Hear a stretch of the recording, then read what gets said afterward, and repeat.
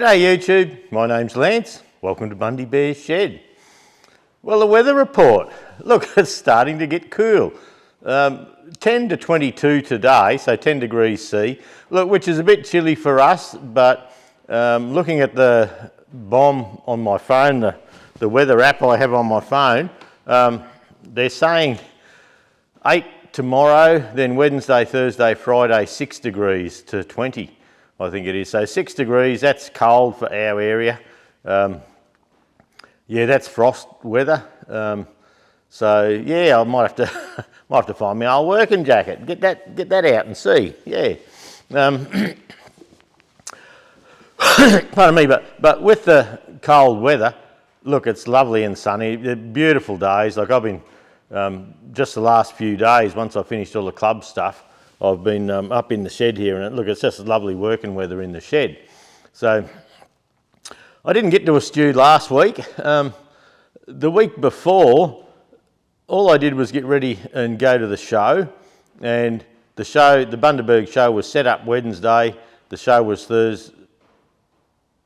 set up Tuesday, sorry. The show was Wednesday, Thursday, Friday, and then pack up. So we had a great day Wednesday and Thursday, but late Thursday it came in a little showery. Friday morning when we went back to the show there, I said to Ed, the member that helps us with the fencing and all that, look, there's no use members trying to sit in the rain, show their engines in the rain all day, let's pack up. So we'd packed up, a lot of businesses had packed up, so the Friday show would have been a bit of a fizzer for the for the organisers, sadly. But yeah, then we come home. By the time you come home and you tidy up, and I've still got the club gazebo sitting in the shed here because it got that wet we had to dry it out, so I sort of put it up loosely in the shed here just to dry it out. So I'll probably get Jude to give me a hand to put that away shortly. The week last week, the paddock dried out enough so I could slash the paddock, and I was slashing it with a little Massie 20 industrial, and it's just funny how things work. Like there's a couple of sections on the paddock, and we had such a wet season that it's a bit of a swampy block in places, always has been, and when we put the dams in it dried it out a lot. But the little Massie sunk down in one place, and look, it was a couple of days after Jeff passed, and our mate Jeff was mowing at his place and he got bogged, and I was having a chuckle at him. The next thing, yeah, I got myself out, you know, put the diff lock in and buggered around, got myself out, no worries. But yeah, she was close, so I finished the slashing there, come up, took the slasher off the Massie 20, and pardon me, a bit of asthma going on, and I put the slasher back on the John Deere 1640. Now, the piece a couple of days before that I was getting, you know, I've got wheel marks this deep in it that I have to sort out now. The John Deere 1640 four-wheel drive with a front end loader and all that, like it's a heavy bit of gear, well it just roars straight across the top. I did put it in four-wheel drive just so I had drive across, but pardon me, just shows the difference, isn't it? Yeah, and like it's got bigger tyres and the difference in flotation, you know, for I think they'd be 14.924s on the back of the Massie 20, but they'd be like 18 by 32s or 30s or something like that on the John Deere. So, you know, probably 32s, I'd say. And so, yeah, just the difference it makes. So I ended up through the week, I got the place mowed. I've still got to mow around the shed and that here, but I've got the whole place slashed where I can. There is behind the house there's a block, and it's always been a bit of a touch and go one, so I'm just leaving it for a few days to see. And the neighbours rang and they'd like me to mow the horse paddock next door, or half of it, the top half that's not wet. So I'll probably get to that this week sometime. Pardon me. Our rally is 8 weeks away now, 2 months, the rally in Bundaberg here. Look, we're running along, we're battling away at it. We're getting there, it's getting there slowly. The Rotary Club of Bundaberg, look, something went on there. When we first announced it, oh yeah, they'll help, what would we like? And that was about 12 months ago. Then they had some agro-trend meetings, and ex-President Nev, I believe, was going to them to help. And anyway, just put the opinion forward on the dates, because they had a date the same as the Kangaroo rally. And all of a sudden they sent a thing back, no, we haven't got any volunteers to do it. And we thought, oh, well then. So we talked to another bloke in Rotary, and he didn't see why that'd be. So he said, send a letter in to bring it to the meeting. So we sent another letter in to the meeting, never heard back. So that's happened twice now. And one bloke said, oh, he's away, when he gets back he'll sort it out. So we don't know what's happening with Rotary Bundaberg. We feel we've been white-handed a little bit. Well, never old president didn't want the show. Yeah, I remember I had to argue, had to try and get it through a meeting and all that. So I don't know if something's gone on there. Probably, look, who knows? Yeah, but something's gone on for them to say, yeah, great opportunity to make some money for the community, because they take their expenses out and another 20%, then they give the rest to charity. So it's a good thing to give money to the charity. So anyway, who knows? So we've been just contacting them, and just they've been ghosting us. So at the car show, at the Heritage Car Show, a bloke from Rotary come to see me, and he said, is your club going to come and show at Agro-Trend again this year like you always did? And I said, yeah, but I said, what's happening with the canteen? I said, we're trying to get Rotary to run a canteen, because they're a bit cheaper than the food vans, and plus it's a community organisation, and what's going on with that?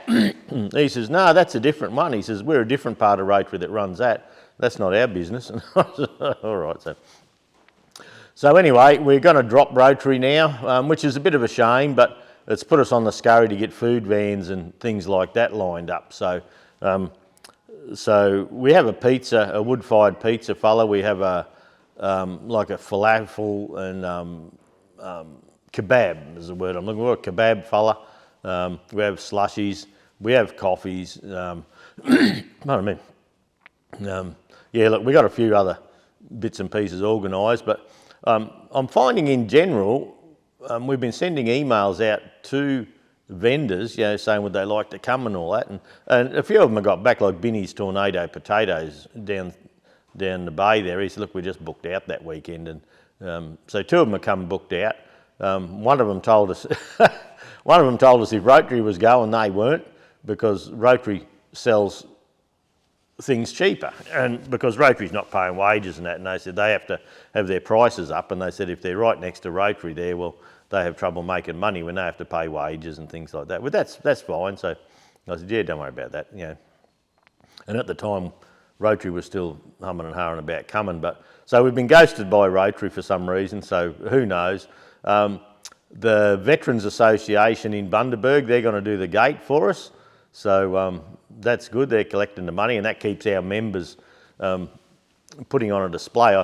We don't need our members on drink stalls and all around the countryside doing stuff. We need our members there to help with, run their engines, put the tractor pull on and all that sort of thing. So look, it's going pretty well, the rally. I put 3 days into it last week. I've handed out over 1,000 flyers now around businesses around town.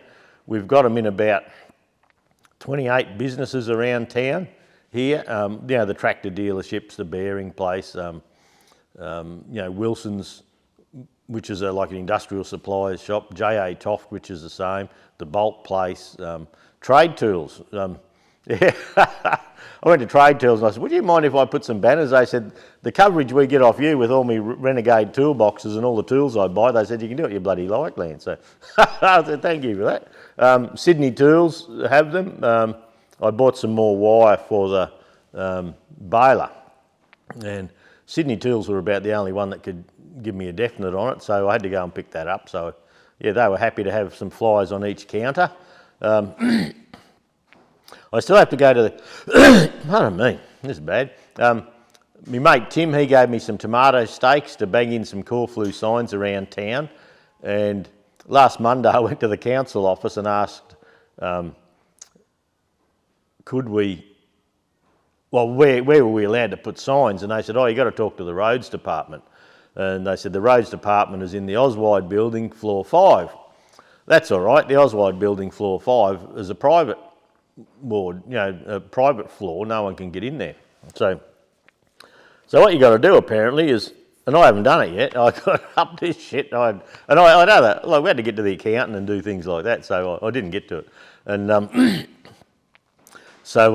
yeah. So apparently now you got to go to floor 6 and ask for tell them what you want, then ask for someone from floor 5 to come up the elevator to talk to you, to give you a permit to put your stuff around town. Pardon me. So anyway, that's how it goes. Remember Greg Upham?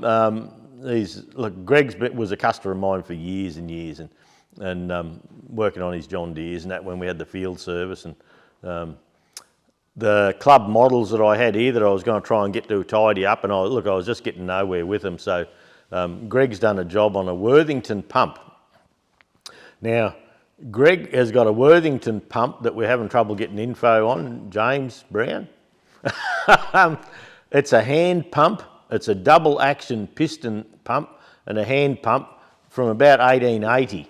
And I've been online looking for this Worthington hand pump, Worthington pumps, and looks like there's Worthington in America, and they were often used as boiler water supply pumps, and they could be steam operated. You know, they'd put a bit of steam in, and that would make the pump back and forth, but all dual action. And but this pump they licensed some into the UK there for a while, and it seems, well, we're pretty sure this would be a UK one because all the bolts are Whitworth. They're 55 degree bloody Whitworth bolts in it, and it's got like a manifold on the bottom, a manifold at the top, and a big U-shaped type handle, and you pump the handle back and forth. I haven't got a picture of Greg working it actually, so I should try and find one. But yeah, we're just having trouble finding info on it. The handle and all that's part of it. Greg's made new check balls and all that. And anyway, he come and saw me at the meeting last Sunday and said, "Look, if you want a hand with the rally, give me a yell." He says, "I'll help you where I can." I said, "All right." So I rung him up the other day and I said, "You want to come in the shed for a chat?" And Greg's one of those blokes, look, probably like me, you get together for a chat and you can chuck an hour or two away. That's a quick one. And so, yeah, Greg come and picked up all the little models, and the steam one that I had going, there's a little knock in there. And I just didn't feel I had time to muck around with them, so Greg's taken them down to Woodgate to fix. We have a new member from Woodgate, John, and he's been a treadle lathe fella. So we're going to try and get a couple of photos of his stuff. We're, for the Facebook page, the Rum City Vintage Machinery Club Facebook page, we're trying to get bios of members and what they're getting ready for the rally and all that, just to keep it out there.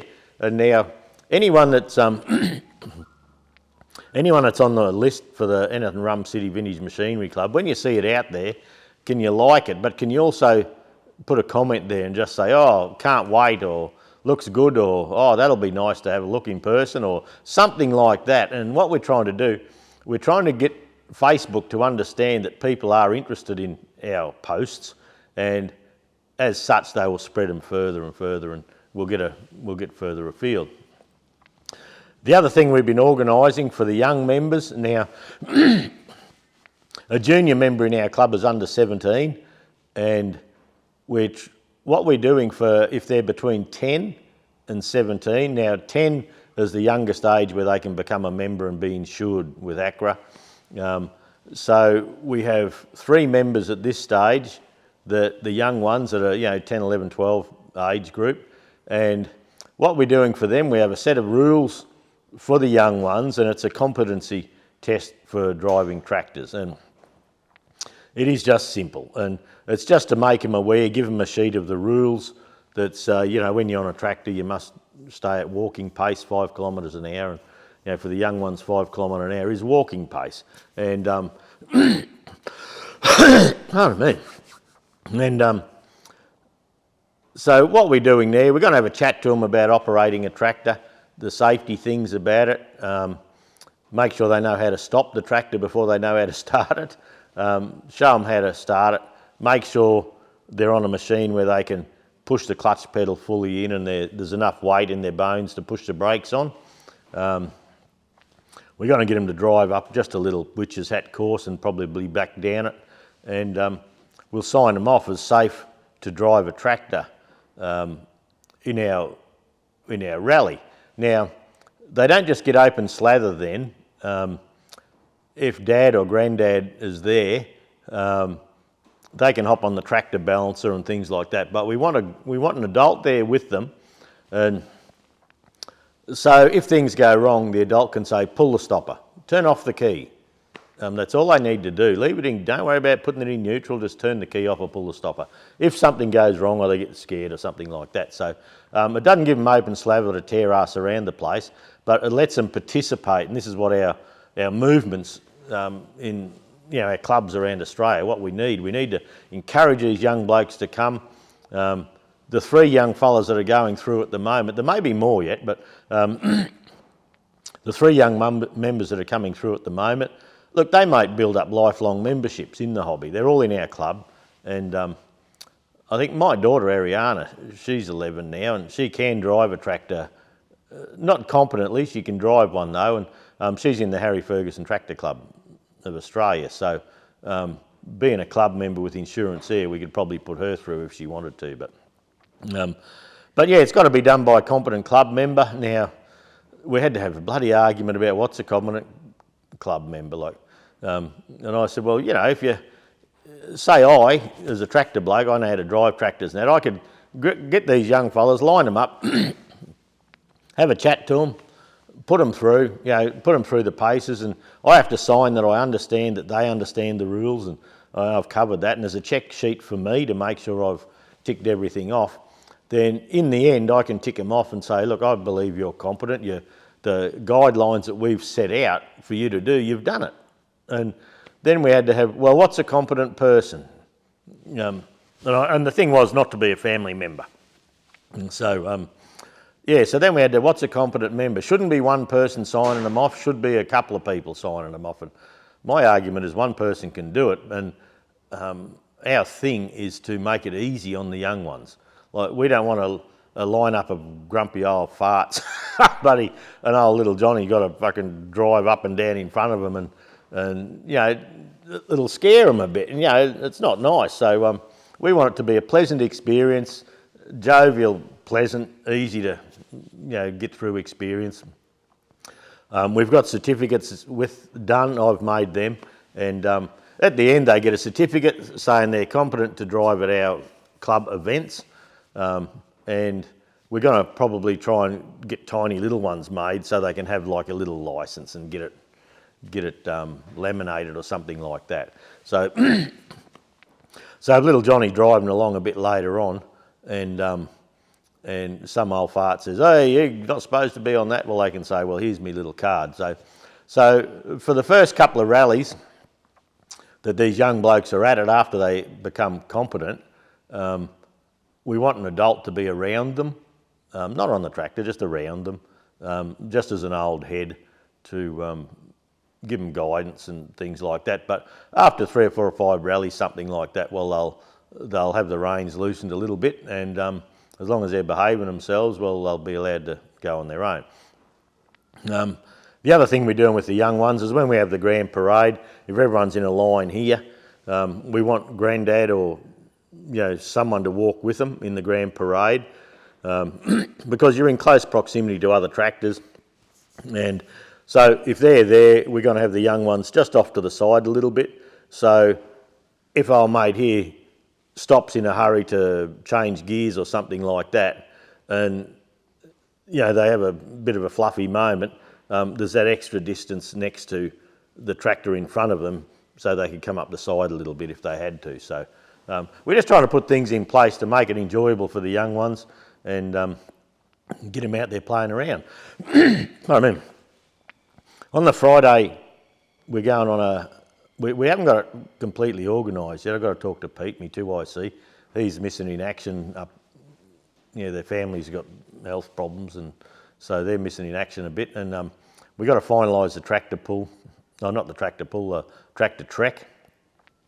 I've done the course and I've worked out pretty well where we're going, and we're having smoke out at Nev Cayley's place and having a look at his Massie Ferguson collection, and then coming back home. So we've got that to sort out yet, and Pete and Renee are doing the bar for us, but we've got some volunteers for the bar, and we ordered a heap of chairs and tables, so hopefully people will sit down and have a drink and a yarn, and we're going to try and see if we can put an up off the ground fireplace there, because it'll be cold. So a lot's been happening with with the club stuff, but like I say, 3 full days last week, and then Friday or Saturday morning again. But we're getting there. It's a positive thing. Freddy Fletcher's coming up. I was just talking to Fred yesterday from South Australia. He's coming up for a weekend of buggering our tractors, so that's good. He'd be the furthest traveller that we're aware of anyway, but yeah, we'll see. I went around all the tractor dealerships in town and we've invited them free of charge. Yeah, they help out with tractor stuff, and it looks like Format, the Kubota dealer, is going to put a tractor behind the sled to pull it backwards for us. RDO Equipment, the John Deere dealer, they're supplying, they can put a display wherever they like, and they're supplying a couple of gators for us old blokes to putt around in to save my knee particularly, so I'm commandeering one of those. The Cheshire machinery, which is a Case IH, Ross was away when I went to see him, and he's got a Farmore 100 and a Farmore 100 high crop, I think, in his showroom there. So the fellow I was talking to in there, I said, tell him to bring those bloody tractors out. I'm going to get my tractor out, my Farmore, and get it going out there. So look, it's all rally orientated here at the moment, and I don't have time for much else. I put a little video out the other day on the trouble I had with my Sparx generator for the Ford 2000 petrol over here. Now, I'm trying to get the Ford 2000 petrol a bit tidier, running reliably, so I can take it to the rally, because it's a rare little tractor, you just don't see them. I'm having a bit of trouble with it. Every little thing I come to with it is wrong, or even like the starter solenoid was bolted up onto this bracket where the voltage regulator goes up through here, and yeah, so they had an alternator on it and this wasn't there, so I got a new one of them, and this obviously doesn't go there, but I had a look on Messick's and I think it goes up behind the firewall sort of thing. So and then we had to clean all these threads out because they hadn't had bolts in them for years, and then turned out they were a metric 5 by 0.8, so we got that done. And the pulley, it had no generator pulley on it because it had an alternator on it, and I'd ordered the S65577 generator from Sparx, and they don't come with a pulley because they presume that you're going to use your old pulley. So I grabbed a Massie Ferguson generator pulley and I had to machine the front off that to get it to fit. And so I did a little video about that, and I suppose you're wondering, and with the Sparx sponsorship, would you have heard about that generator? No, you wouldn't. The reason being was I don't have Sparx to worry about now, but in the past, every Sparx part I had wasn't perfect, as you'd expect. Every tractor parts company has their junk, and Sparx included. You know, Sparx, Bearco, Bepco, Agriline, they all have bits you'd prefer not to buy.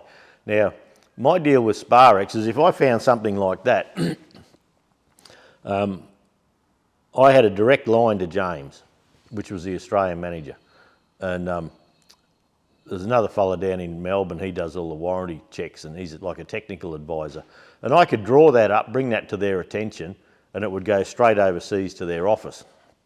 And I'd try and be meticulous in whatever I found and draw it up, and I'd do all the hard work and say this bush isn't right or something like that. I would do that and bring it to their attention that way, and like that there I would have been able to send it back under warranty, get a new one up, and then I'd check the new one, and if the new one was all right, well, we would presume that this is just a one-off thing, you know, it slipped in the jig and no big deal and nothing would happen about it, it'd just be a warranty claim. If the next one come up like that, well, they would have an issue, and then they would decide to pull them off the market, get them fixed by a local engineering company, rip a fart up the people that made it, or something like that. But we don't have that anymore. For Sparx to know that there's something wrong with that, the John Mill, the bloke in Australia that's the Grand Poobah, he's sort of not interested. And yeah, the rep on the 14th, the local rep, Josh, he's pulled the pin. He reckons things are terrible. He's going. So on the 14th is his last day.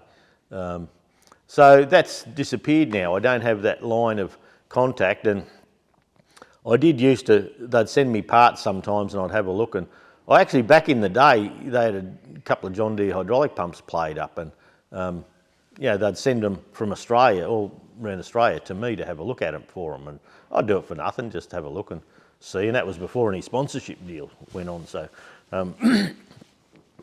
so yeah, in the past, I probably wouldn't have mentioned it. I would have fixed it, or like I say, I would have informed Sparx that they had a problem, so they could check other stock, and you know, we'd do a replacement. But that's gone now. Well, you might notice the CRC sign up here from down there. It doesn't quite fit the place. I've got to talk to LSA. I don't know if LSA Oils are going to continue again. They're a good company, and I like their products. We talk once a year. I say, what are we doing? They say, yeah, no, yeah, whatever, and away we go. So, yeah, we don't have a day-to-day interaction with them, but they just, yeah, they hopped on. So come the end of the financial year, it's time to talk to them again. So perhaps the LSA sign will go, perhaps it won't. Anyway, it doesn't matter. I've got, I must have 4 or 5 drums of oil here for my tractors, and yeah, from LSA. And I only use LSA oil and products in my ute, and whether I'm sponsored or not, well, they don't supply the ute oil. I go and buy it from Queensland Tractor Spares. They supply some drums of oil for the tractors over the year, but yeah, not the ute and that. So I go and buy all that, and buy their grease and things like that when I want to. I have the CRC red lithium grease. I have that in one grease gun, and I have the LSA in another. So yeah, and I'd use it for different things, you know, just depending on what I do. So so I was talking to Dean the other day that bought Queensland Tractor Spares office, and he's going to put a Queensland Tractor Spares sign up here, and I'll put the CRC one right behind me where it used to be.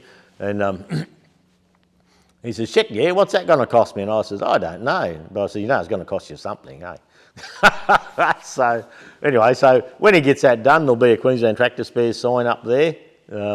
Yeah, look, just to help him out, sort of thing. And they seem to be doing well.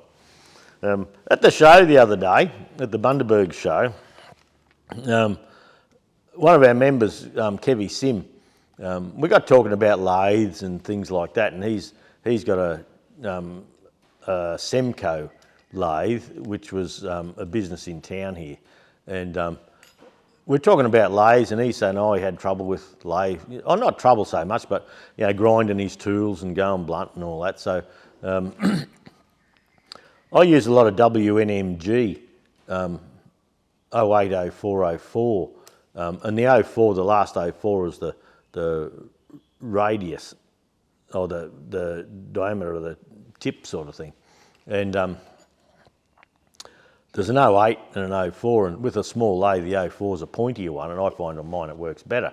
And over the years, sometimes when I'm looking for new tips, it's cheaper to buy a box of 10 tips with a holder than it is just to buy the spare tips. But I see Timu's got them for sale now. I'm going to buy some and just see how they go.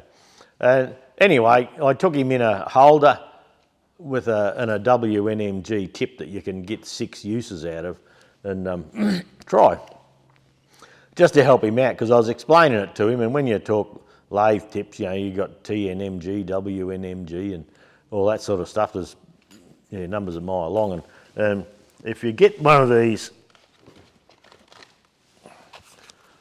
little engineer's black books, there's a section in there that, these are at all the engineering shops around the place, but yeah, there's a section in there on how you read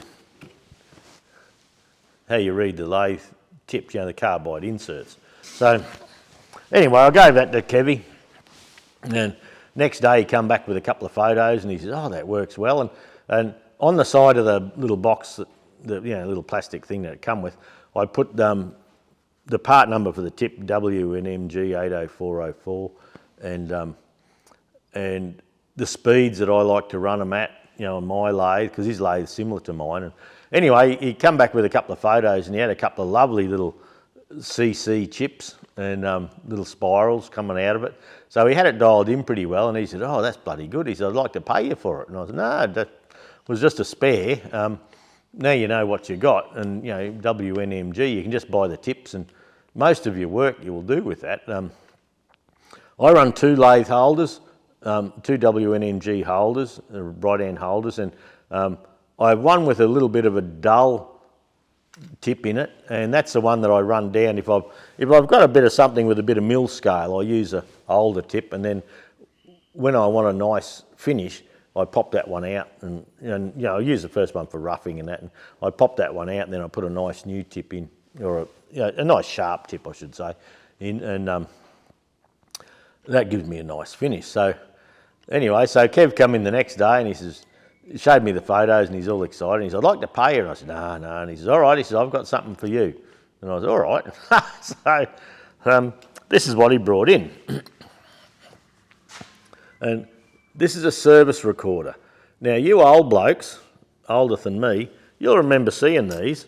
And these were on a lot of machines. I saw them on scrapers and dozers and things like that. And some of the old gear that didn't have hour meters on it, electronic hour meters and digital dashes and all that, they would put these on. Now,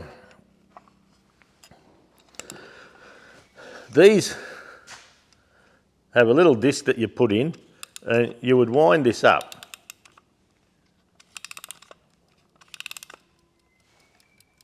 I'm not sure if you can hear that ticking or not. And then the time of day, say you started at lunchtime, there's a little brass dot there with a line. You would put 12 p.m. or 12:15 or whatever on that, and then you would shut it, and what would happen is, as the machine worked, this would rattle back and forth, and there's a little marker, a little needle there. Can you see that? Yeah, little needle there. And as this clock ticked away, I'll try and keep it in frame for you. As this clock ticked away, and this went along, you would get a little line. Geez, I had one here before. But yeah, there's a little line comes across the sheet here. Oh, where is one? Oh, I had one. There. See that little, there's a tiny little red line there.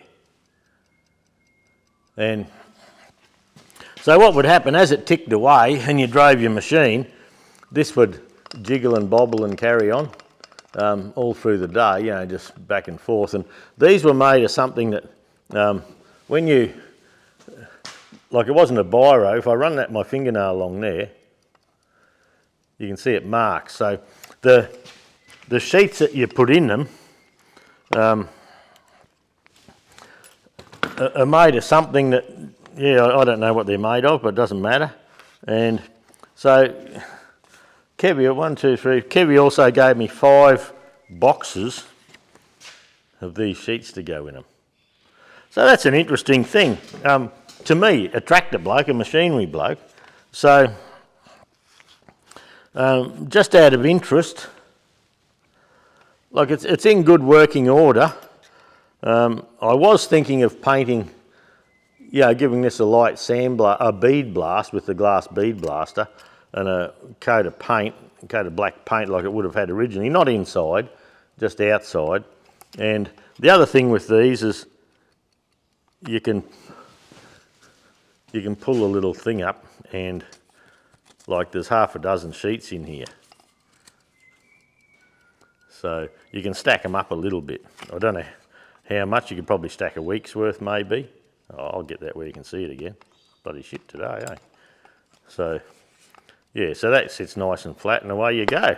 So, so Kevy gave me that. So, look, what I think I will do is I'm thinking of bead blasting that up and just give it a coat of paint, just make it tidy. And like I can pop it on the John Deere 420 high crop. It's got a beacon pole on it, you know, for a flashing light. And I could make a little bracket just to pick up these two bolts here and put it on there. Just as a talking point, nothing more than a talking point. And yeah, so that was nice of Kev. I was pleased with that. He gave me a couple of instruction books that he'd picked up at old auctions too for international products, but that key's a little stiff, but I might lubricate that and mask all this up. But yeah, look, that was just a nice thing. It's called the Service Recorder. Service Recorders Limited, Northgate House, Gloucester. Gloucester? I'd probably balls that right up, but anyway, doesn't matter. So yeah, that's what's been going on. Okay, I've got 4 Fergies lined up out the front, all sorted out, ready to go. Oh well, look, the 148 needs a bath, but the other tractors out the front are all sorted out. My little TEA 20 that I have in the shed here, I just put it out the front for photos yesterday and I've left it there. I'm going to take the drawbar off and take it over and put my Fergie plough on, because at our rally we can have a little ploughing patch, they told us, the council. So I'm going to put that on, probably clean the shears up a little bit, and a couple of these young blokes that are going through as exhibitors, or, you know, for their competency in driving, I'll probably provide a couple of Fergies because they're little, they're easy to look after. You know, the clutches go in nice and easy. The clutch on the T20 is nice, it's not juddery or shaky or anything like that. So a couple of these young blokes, young Oliver, he's Alan, the secretary's grandson. He's an inter bloke, and Alan's got a Farmall A he's taken for himself, and I think a B275 for Oliver. So he'll have a tractor for, for the tractor balance and things like that we're going to do. And the Dean's young bloke, JC, they can have one of my Fergies for the weekend and just enjoy it, you know. They can't do any harm to it. I've got all the safety start work on everything. It works, the brakes work on them all. So, so you know, they can play with them. So we'll see. But at the moment, it looks like for the rally I should have the Massie 135, the Massie 20, the 148, the TEA 20. I'm going to take the little Fordson Dexter in as well. It's a roughie, but I'll take it in just to make the numbers up. The John Deere 420 high crop and the Farmall 100 high crop. And look, I'm hoping to take this Ford 2000, but look, I won't be distraught if I don't, but I'm going to have a crack and see if I can get that up and running and starting on the key, because that old tractor, when I bought it, I knew it was a bit crook, but I had no idea that whoever owned it in the past had routed everything up, like the ignition switch, the dash, the tacho cables, the whole, every little thing has been ginned around with. And anyway, it doesn't matter. When it runs, the clutch works, the hydraulics works, the brakes appear to work. I was pushing it in with the forklift and it sort of slipped and I bent one of the draft links, or one of the tie rods. So I've got to pull that off and straighten it. That was my own doing. But yeah, the radiator had been pushed back and the fan was touching the shroud and things like that. So I bought a new battery for it. Hopefully I'm going to put a bit into the electrics. I want to be able to, I have a new seat for it. I actually have brand new mudguards tucked away for it. But I want it so I can jump on it, I can turn the key and start it and drive it. We're not going to do anything major with it. I just like to start it and run it and take it as a display. So whether it gets there or not, who knows? I won't be heartbroken if it's not, but I'm going to have a crack and see. So that'll be 4, 5, 6, 7, 8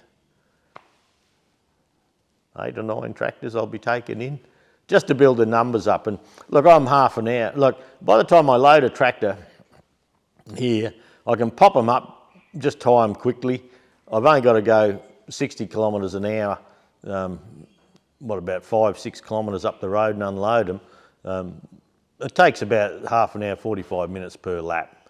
So yeah, if I can get them there on the days, we're hiring the grounds from Thursday, so I should have plenty of time to get them there. Plus, I'm going to try and go up to the club shed and pick up a couple of the club engines. The old blokes wanted to display them, so we'll see how we go. We're having a fair crack at it. This bloody rally, it's not for the want of trying anyway. We're putting a lot of work in. Myself and Alan are. Other committee members, they're off on holidays, and a couple of them went away for a few months. And other couple have got health problems and things like that. So we haven't been able to get the committee together really. We're sort of talking by phone. Can you do this? Can I do that? You leave that to me and all that sort of thing. But anyway, look, we'll get there. It's going to be a good thing. I'm looking forward to it. It's one of those things, you're looking forward to it, but you're a bit nervous thinking, shit, I hope it doesn't rain. But if it rains, we're still going because we have all bitumen tracks. Like, it's up high, it's near the airport, it's the highest place in town, it's well drained. So yeah, we'll still be going, but we just won't have the gate takings. And the whole goal of the rally, apart from the fellowship and getting on, just having a good good bit of fun, it's not to raise the most money we can. I would like everyone to have fun as the main thing, but I would like to raise enough money that if the club wanted to do it next year, we made enough money to put it in the bank. Now we've got rid of the cane harvesters, we don't have to save money for restoring these big old heaps of shit. We just want to have a nice time, and hopefully we can build it into a good thing. And Tim, one of the younger members in the club, like he's mid-30s now, and he's bringing 3 or 4 field marshals and a couple of bulldogs and things like that. He's putting an effort in. He's excited to have something in town. He lives about 2 or 3 k's away, and so he's got a drop deck trailer, so he's bringing that in, bringing gear in and back and forth for the club. So a lot of running around going on. A lot of people are putting a lot of effort in, and but look, it's going to be good. See how we all go. But anyway, if you're thinking of coming, come. Send me an email. I can get you the forms quick as lightning. I've got them up on my computer there. Just send me an email to bundybearsshed@gmail.com, probably is the best one, and say, any chance you can send me the rally forms, and we'll send them down. We're a bit short on market stalls. I'd like a few more of those. So if you have anyone that is that way inclined, get them to get in touch, and I can send a pack to them and they can choose where they want to come. So anyway, thanks for stopping by. Thanks for having a listen. Look, we'll catch you all next week, eh? Have a good one, and I'll just do a quick walk out and show you the tractors I've tidied up so far. Okay, I've got a bit of a mess on the floor over here, but that's the Ford 2000 that I'm working on at present. That bloody carby, I had 3 goes at that, and I ended up finding a tiny little bit of shit. I could start it, but I had to have the choke on or have it on pretty high revs to get it to run properly. And there was just a little bit of junk. I ended up feeding little bits of wire through everything, and I just found this little blob of dirt, and I thought that has to be it. Put it back and away she went. But yeah, you've all seen that before. That's the club gazebo that I've got drying out in the shed. Oh, the sun. You'll have no eyes left. But yeah, just for a publicity thing for the club, I got a few of these tractors out. Like, they were looking at doing a bit of a feature on the members and that, so I did my bit for that. But yeah, we have the Massie 20, the Massie 135, the Massie 20, the TEA 20, and the 148. Now, Jude commandeered the 148, and the hydraulics, you put a bit of load on them and they just drop, so I need to fix that. But just for the show, it's just going to have a bath and be taken in, warts and all.